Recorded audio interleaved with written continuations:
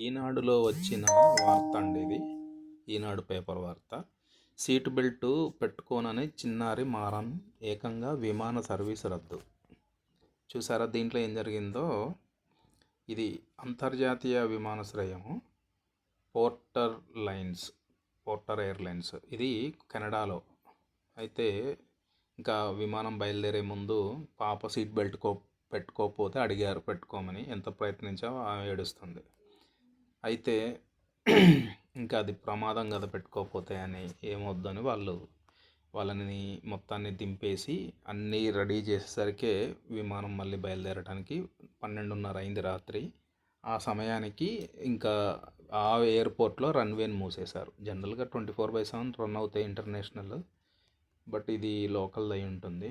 ఇది కూడా ఇంటర్నేషనల్, ఇప్పుడే చదివా కదా. ఓకే. సో 12:30కి రన్వే మూసేశారు. ఇంకా విమానము రద్దు అయిపోయింది. అదే భారతదేశంలో పిల్లలు అరిస్తే పేరెంట్స్ ఎలా నోరు మోపిస్తారో తెలుసు కదా. అంటే మరీ చిన్నపిల్లల్ని కష్టం, బట్ ఇక్కడ బెల్ట్ పెట్టుకోనని అరిసే అంత ఆ స్థితికి తీసుకొస్తున్నారు పేరెంట్స్. ఒక విమానమే రద్దయింది. ఆ ప్రయాణికులందరికీ వాళ్ళ ఇళ్ళకి లేటు. వాళ్ళ పిల్లల్ని చేరుకోవడం ఆలస్యంగా.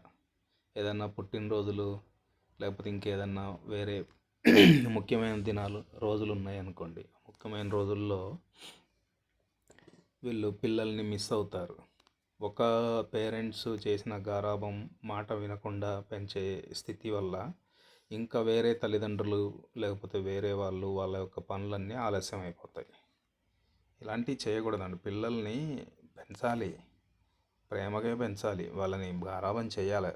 5 సంవత్సరాల వరకు చేయాలి.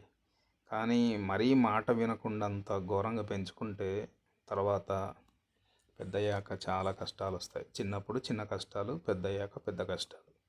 ఈ న్యూస్ అంటే ఈ వార్తల్లో మాత్రం చాలా పెద్ద కష్టం ఇది. విమానాన్ని ఆపేశారంటే చూడండి ఎంత ఘోరం. అందుకే తల్లిదండ్రులు పిల్లల్ని కనడం కాదు, చాలా జాగ్రత్తగా పెంచాలి.